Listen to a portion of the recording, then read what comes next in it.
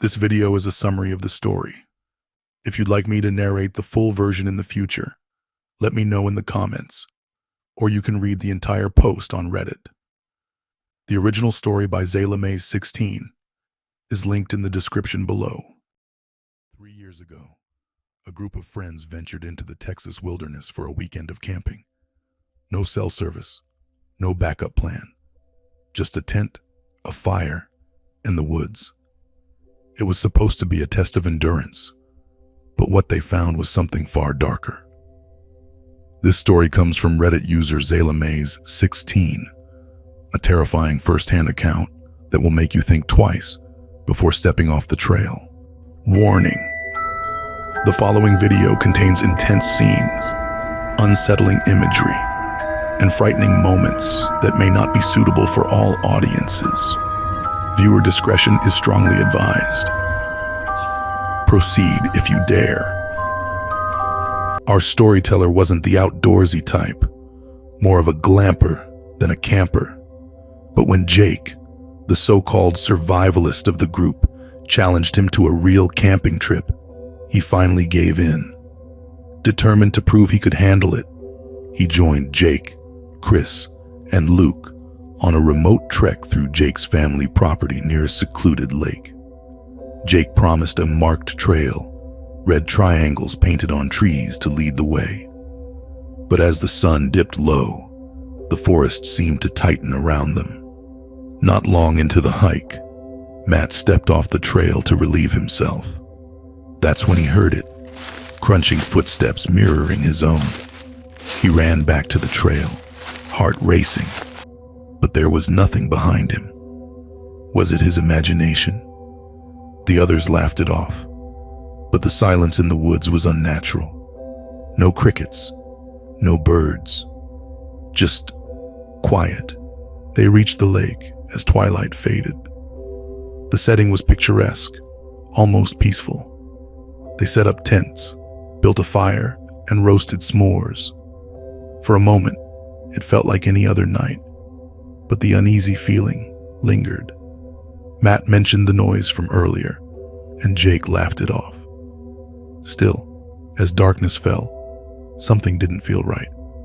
The next day, they fished, swam, and relaxed, until they returned to find their campsite destroyed.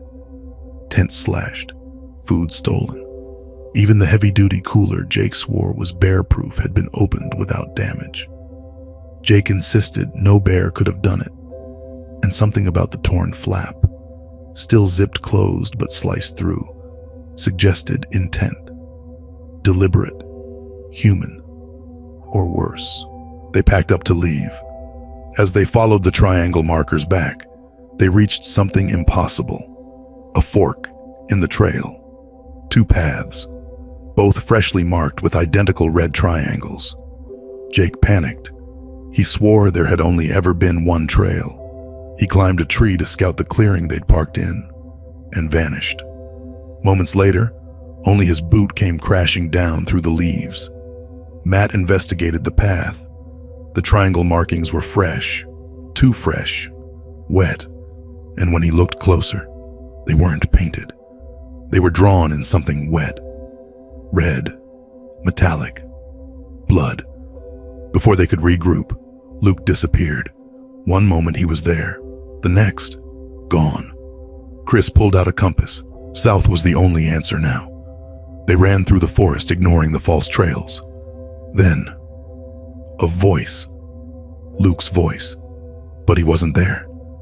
Just his voice, echoing, repeating things he'd said earlier, as if something had learned his speech, as if it was waiting.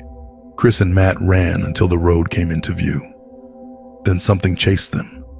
Not a bear, not a person, something big. A passing car hit it just in time. Chris and Matt leapt in and begged the driver, Eve, to take them to the police. What they hit twitched. It started to rise. Eve drove them to safety. When police went back, they found their cars destroyed, windows smashed, trunks torn open, metal bent out of shape. Jake and Luke were never found. Was it something inhuman? A predator that stalks through mimicry, or something older, luring victims into a false sense of safety, only to divide and conquer? We may never know. But one thing's for sure, Matt's never going camping again. If you enjoyed this story and want more real, terrifying tales, hit that like button and subscribe. And a huge thank you to ZaylaMay16 on Reddit for allowing us to share this incredible story. Got a scary experience of your own? Post it on my subreddit. Link in the description. You might be featured next. Until next time, sweet dreams.